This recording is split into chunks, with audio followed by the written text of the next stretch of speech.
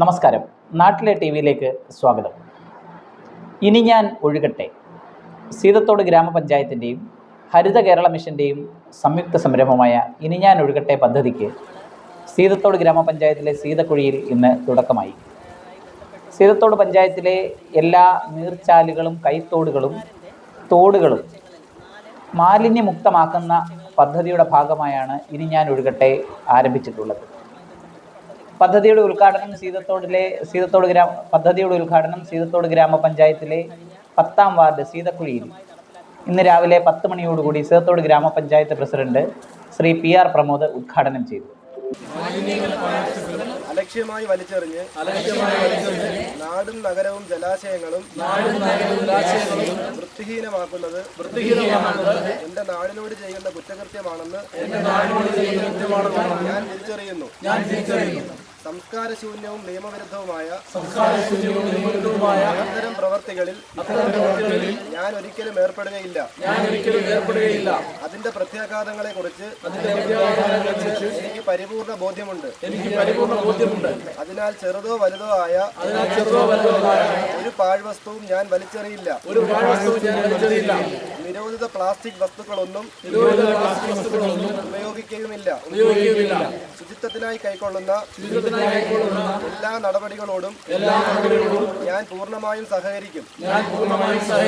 മാലിന്യമുക്തം നവകേരളത്തിനായുള്ള ജനകീയ ക്യാമ്പയിനിൽ നാടിനൊപ്പം ഞാനും ആത്മാർത്ഥമായി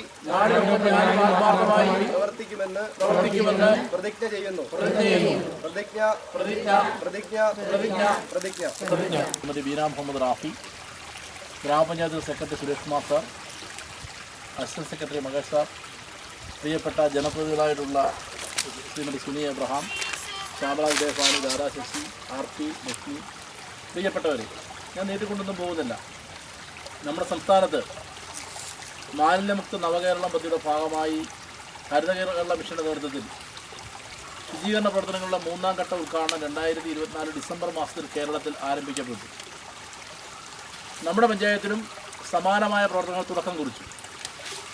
ഇവിടെ അധ്യക്ഷ പ്രസംഗം സൂചിപ്പിച്ച പോലെ തന്നെ നമ്മൾ ആ പ്രോട്ടോകോൾ പാലിച്ചുകൊണ്ട് ഹരിത പഞ്ചായത്ത്, അതേപോലെ ഹരിത മാർക്കറ്റ്, ഹരിത സ്കൂള്, ഹരിത ചന്ത ഉൾപ്പെടെ എല്ലാ ഹരിത കുടുംബശ്രീ അടക്കം എല്ലാം നമുക്ക് ആരംഭിക്കേണ്ടതായിട്ടുണ്ട്.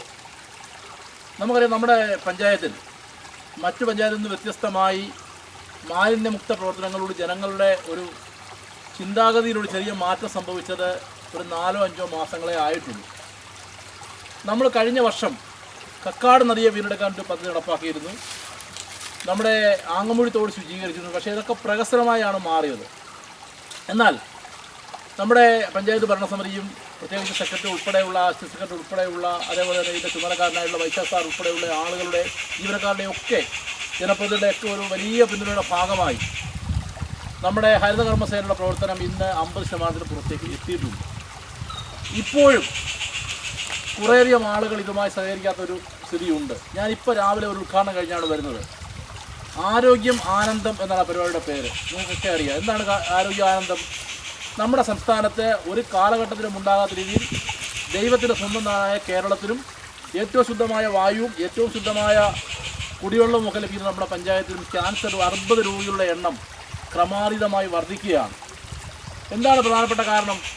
നാം അലക്ഷ്യമായി വലിച്ചെറിയുന്ന പ്ലാസ്റ്റിക് പാഴ്വസ്തുക്കളും നമ്മുടെയൊക്കെ വീടുകളിൽ ഇട്ട് പ്ലാസ്റ്റിക് കത്തിക്കുന്നതിൻ്റെ ഭാഗമായി അതിൻ്റെ പുക ശ്വസിച്ച് വ്യാപകമായി ക്യാൻസർ പടർന്നു പിടിക്കുകയാണ്, അർബുദം പടർന്നു പിടിക്കുകയാണ്. ആരംഭഘട്ടത്തിലാണെങ്കിൽ നമുക്ക് ചികിത്സിക്കാൻ കഴിയും. ഇല്ലേ നമ്മുടെ സമ്പത്തും പോയി നമ്മുടെ ജീവിതവും നശിക്കുന്ന ഒരു മഹാരോഗമായി മാറുകയാണ്. അവിടെയാണ് മാലിന്യ സംസ്കരണത്തിൻ്റെ, അല്ലെ മാലിന്യം ഉറവിടത്തിൽ തന്നെ സംരക്ഷിക്കപ്പെടേണ്ടതിൻ്റെ ഒരു വലിയ സന്ദേശം അതിൽ നിലനിൽക്കുന്നത്.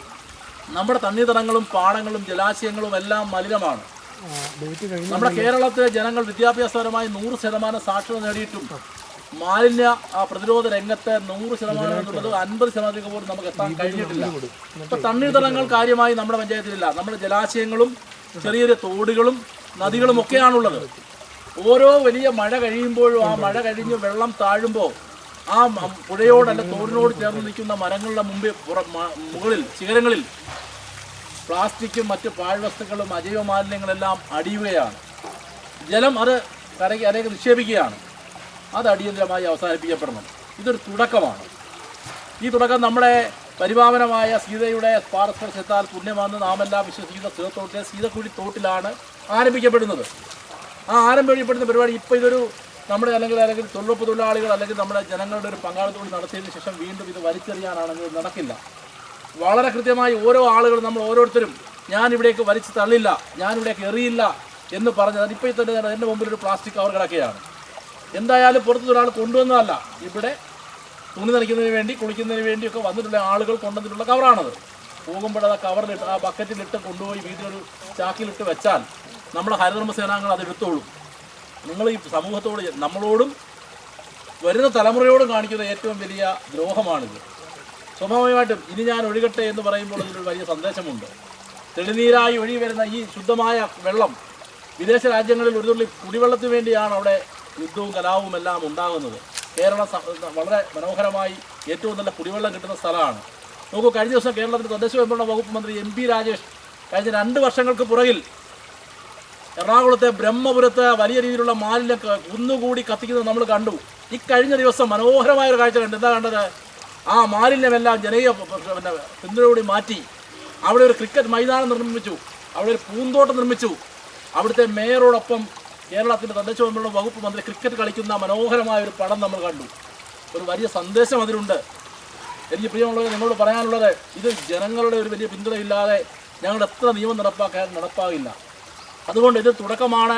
ഒപ്പം ഈ വർഷത്തെ പദ്ധതിയിൽ കൂടുതൽ CCTVകൾ മാലിന്യ സംസ്കരണത്തിന് ആവശ്യമായ ഫണ്ടുകൾ ഉപയോഗിച്ചുകൊണ്ട് ഈ തോടുകളിലെല്ലാം സ്ഥാപിക്കാൻ നമ്മൾ തീരുമാനിക്കപ്പെടും. സ്ഥാപിച്ചാൽ ഇത് കൊണ്ട് തള്ളുന്ന ആളുകൾക്ക് കർശനമായ ഫൈൻ ഉണ്ടാവും. മാർക്കറ്റ് നിരവധി കടകൾക്കെതിരായി നമ്മൾ കർശനമായ നടപടിയൊക്കെ പോയിട്ടുണ്ട്. അത് ജനങ്ങളിലേക്കൂടെ വ്യാപിപ്പിക്കപ്പെട്ടാൽ ഇതിപ്പം സീതക്കുടിയിലെ ആളുകൾ മാത്രം വിചാരിച്ചാൽ ഇത് അവസാനിക്കാൻ കഴിയില്ല. ഇതിൻ്റെ തലഭാഗം എന്ന് പറയുന്നത് ഗുരുതാമുള്ള സുനി മെമ്പറുടെ വാർഡാണ്. അവിടെയുള്ള ആളുകൾക്കും ഇത് ബാധകമാണ്. അവിടെ നിന്നാണ് ഇങ്ങോട്ട് തള്ളുന്നത്. അപ്പോൾ അതുകൂടി അവസാനിപ്പിക്കപ്പെടണം. എന്തായാലും നിങ്ങളുടെ ജോലിയുടെ ഭാഗമല്ല, വലിയൊരു സന്ദേശം ഇതിലുണ്ട്. കേരളത്തെ ഹരിത കേരള മിഷൻ 3ാം ഘട്ട പദ്ധതിയുടെ ഭാഗമായി അതിൻ്റെ ഒരു ഭാഗമായി നടത്തുന്നു എന്നുള്ളതല്ല, നമ്മുടെ മനോഹരമായ സീതത്തോടിനെ ഈ ലോക ടൂറിസം ഭൂപടത്തിൽ ഇടം പിടിച്ച നിരവധിയായ സ്ഥലങ്ങൾ, ഗവി, നമ്മുടെ ലവകുശന്മാർക്ക് ആയുധ പരിശീലനം നൽകിയ ഗുരുനാഥൻ മണ്ണ്, അതിനൊട്ടപ്പുറത്തുള്ള ആലുവാങ്കുടി, അങ്ങനെ മനോഹരമായ ഒരുപാട് തീർത്ഥാടന കേന്ദ്രങ്ങളും ക്രൈസ്തവരുടെ തോമസ് ലീഗയുടെ പാദസ്പർശത്താൽ പുണ്യമായ നമ്മുടെ നിലയ്ക്കൽ എക്യുമൈക്ക് സെൻറ്ററും എല്ലാമുള്ള മതസൗഹാർദ്ദത്തിൻ്റെ ഈറ്റില്ലമായ നമ്മുടെ ഈ സ്ഥലത്തേക്ക് ഒരുപാട് ടൂറിസ്റ്റുകൾ ഇനി എത്തും. അവർക്കൊക്കെ മനോഹരമാണ് സീതത്തോടെന്ന് പറയാൻ കഴിയുന്ന രീതിയിലുള്ള ഒരുപാട് തുടർ പ്രവർത്തനങ്ങൾക്ക് ഈ ഭരണസമിതി തുടക്കം കുറിക്കും. അതിനെല്ലാം നിങ്ങളുടെ നിശ്ചയമായ പിന്തുണ ഉണ്ടാവണമെന്ന് മാത്രം സൂചിപ്പിച്ചുകൊണ്ട് ഈ ഇനി ഞാൻ ഒഴുകട്ടെ എന്ന പരിപാടിയുടെ 3ാം ഘട്ട പ്രവർത്തനങ്ങളുടെ പഞ്ചായത്തിലെ ഉദ്ഘാടനം ഔപചാരികമായി നിർവഹിച്ചായിരിക്കുന്നു. നന്ദി, നമസ്കാരം.